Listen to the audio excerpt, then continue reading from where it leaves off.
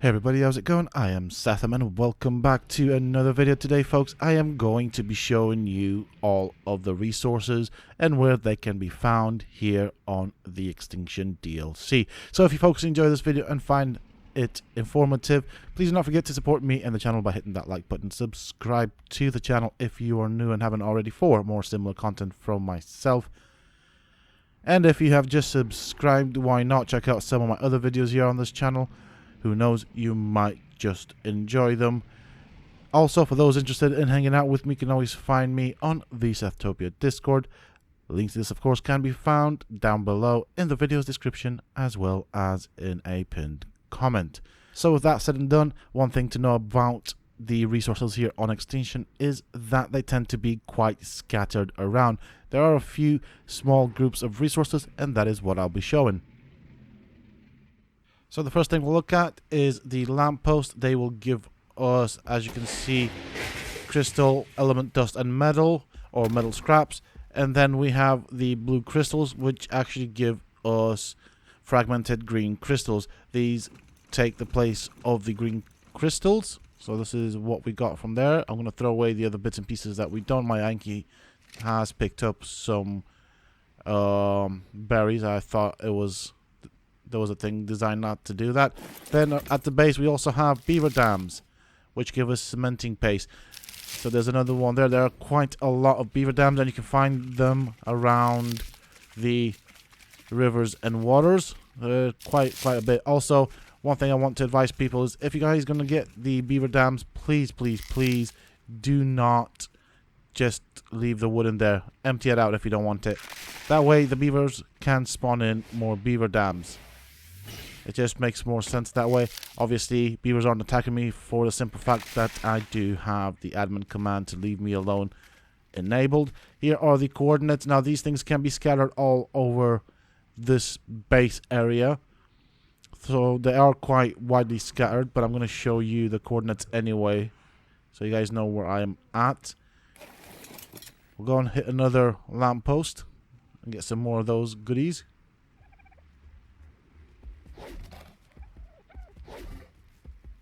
There we go. Crystal, element, dust, and scrap metal. So I'm still at the starting area. Here are my coordinates, and at this location there are several metal nodes. Not very many bad things around here. It is in a, I wouldn't even know what to call this, a kind of like a canyon-y sort of area. It's where there's a bit of a canyon, so you can see that there are plenty of resources around here in terms of metal. They don't seem to be rich metal veins, but they do give a good amount of metal. Now, my flying Anki is not very maneuverable for some odd reason, but he is fast when he flies. I'll give him that. As you can see, there's quite a bit of metal here. There are some crystals that will give us crystal, of course. Right there. This is a rich metal vein, which is not rich at all by the looks of it. It just has the skin of rich metal. And there we go. Come on. So a good place to farm some metal, which you can then turn it into metal ingots. And not far from here we can get some more blue crystals that actually give us the green crystals. So let's go and get this one, and then I will go and show you its location. It's up the waterfall to the right as you go up the waterfall. I'll show you its location once I get this crystal.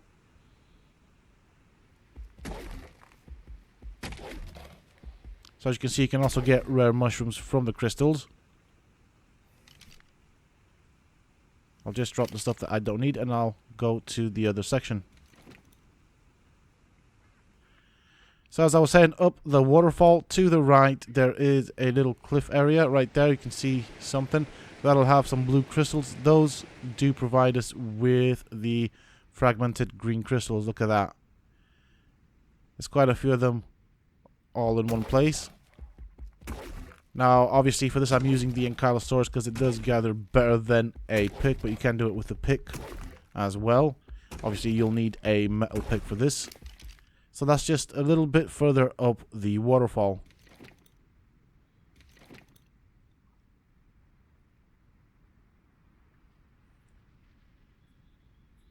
I'm just going to group things together and then we will get to the next section.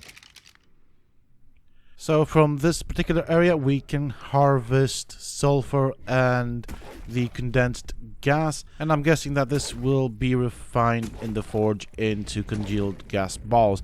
Now the bits that give you the resources are the small nodes on the ground, not the big ones, and I will hit a big one just to show you guys that it's the small ones. So I'll go and give this a swipe. See, that doesn't do anything. It's only these small ones on the ground that give out these resources. There we go.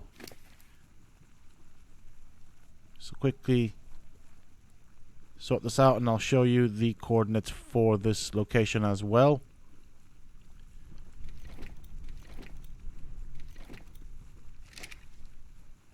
Alright, so here are the coordinates. I just need to put my GPS. I did have it out before, but the game crashed, so here are the locations. Obviously, this is quite an easy spot to spot,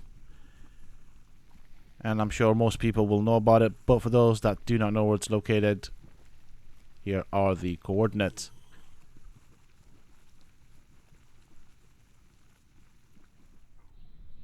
Next up, not far from there, we have some more metal nodes and crystal nodes, and these seem to look like rich metal veins, but I don't think they are.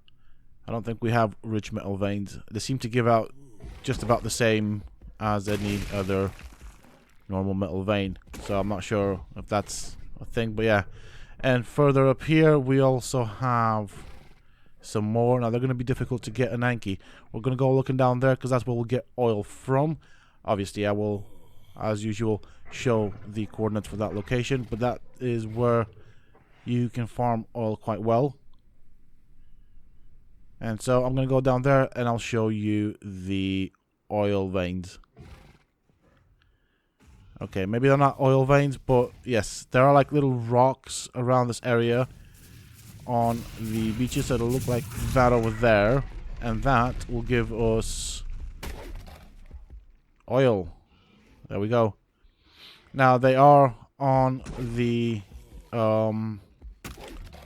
I would say, I don't even know, beaches, on the beachy side of this water. Now the water looks quite dark, it looks oily, so these rocks do give some oil. Not a lot. Not a lot, but there is a place to get some oil here, and obviously you can turn this into gasoline or use it with whatever you need to use it for. So yeah, the water, as you can see, is dark. I'm guessing maybe this will contain some oil, and so that explains the dark rocks. This is quite a big area, so there's plenty of oil to be farmed from here.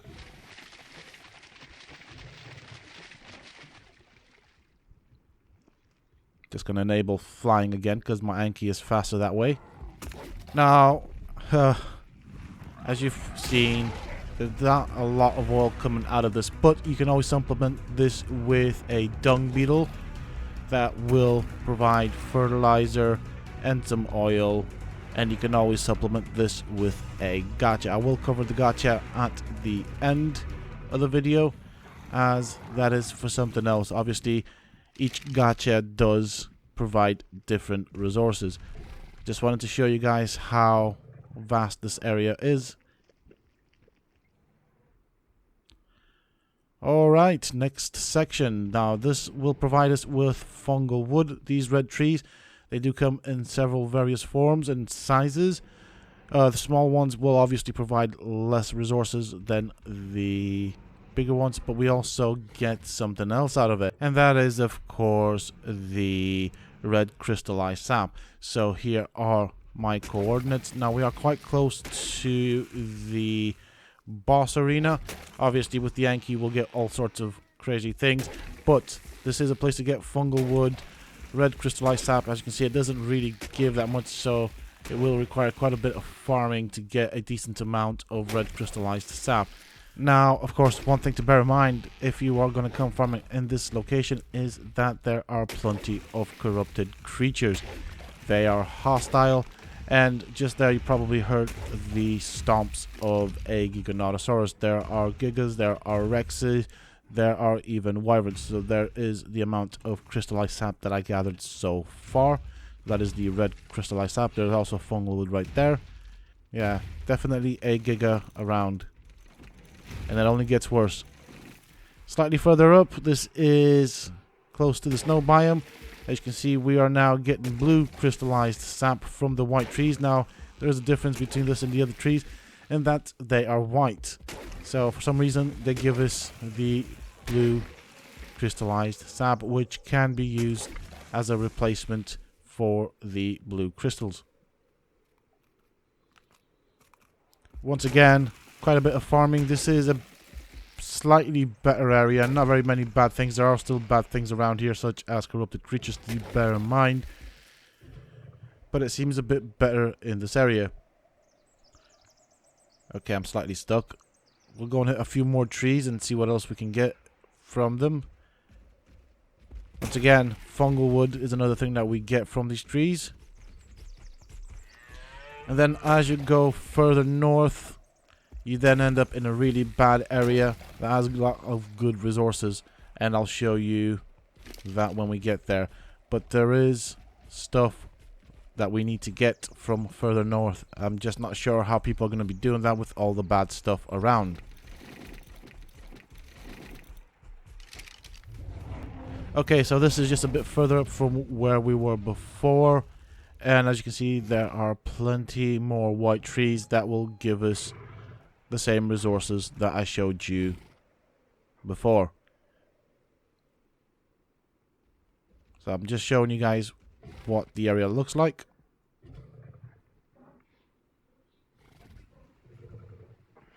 So at this point we are quite up north, very close to the boss arena. You can start seeing the corrupted wyverns and gigas and just about everything you don't want to mess with. But there are also these red trees that give us the thatch, fungal wood, and red crystallized sap. Now these are the small ones. There are some tall, they almost look like seaweed to me. Like these things over there. They look like something I would like to or expect to see underwater. They look like seaweed to me. But they seem to give a bit more red crystallized sap. Farming them is going to be fun though. Over here we've got some oil.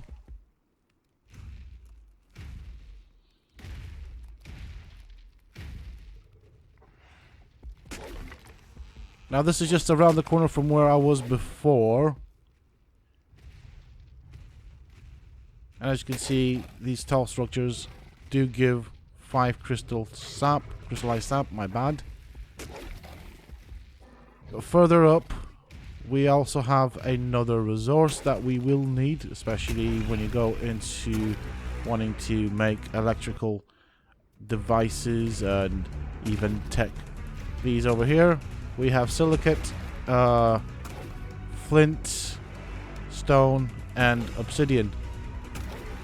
And there's quite a bit of obsidian to get from here. There is a lot of these weird looking stones that give us obsidian. Farming it though is not going to be easy.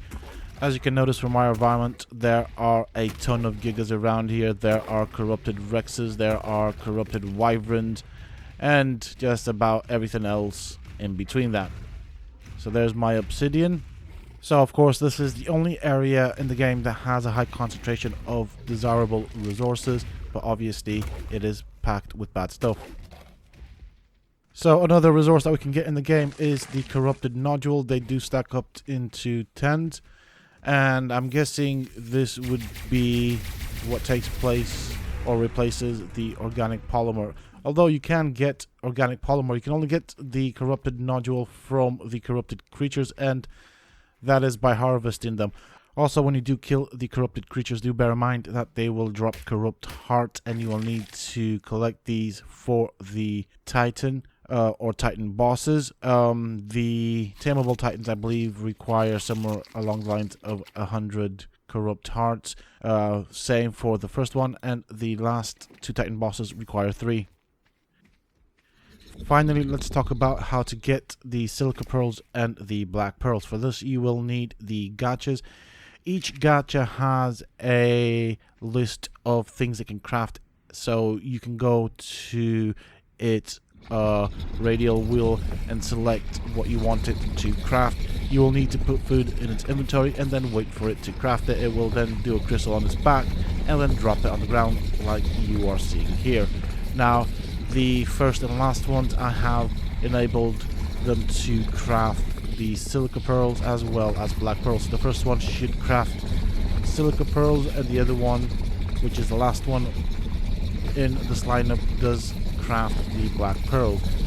From what I've noticed, they seem to prefer element, so you have to put element in the inventory. They will eat the element and then craft the item that you need.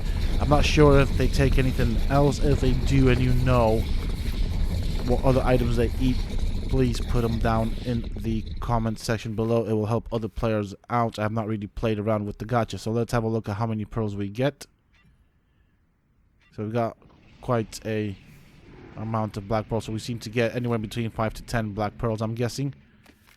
So this should be silica pearl. Oh, there's another crystal there.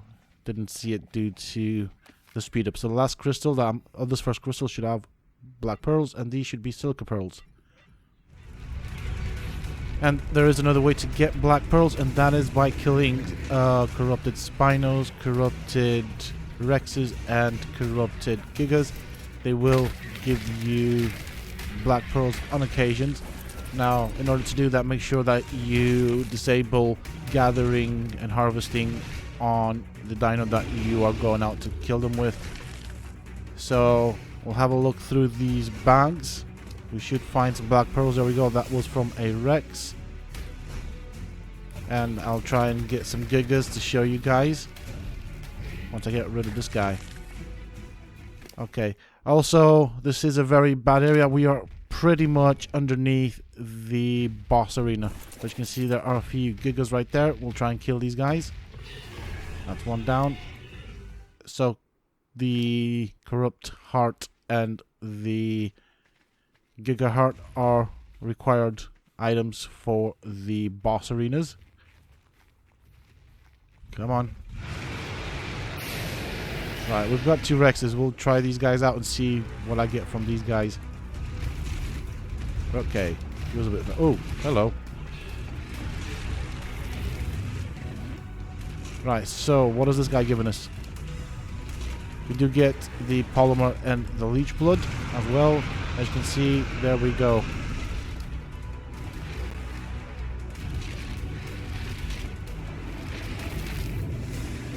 I mean, you don't get very many pearls from these guys, and killing them is going to be a pain. As you can see, there is a lot of bad stuff around here. There are wyverns all over the place. There are corrupted creatures all over the place. And I think these Gigas will not be easy to take down. But that is another way to get black pearls in the game. So this is how much I've gathered so far through this tutorial. And with that being said, that is it for this video, folks. I do hope that you have enjoyed it and found the information in this video useful. If you have, please do not forget to support me and the channel by hitting that like button. Subscribe to the channel for more similar content from myself. And if you have just subscribed, remember to hit that bell icon so that you get notified when I upload new videos. Also, for those interested in hanging out with me, you can always find me on the Sethtopia Discord. Links to this, of course, can be found down below in the video's description as well as in a pinned comment. Until next time, stay safe, folks.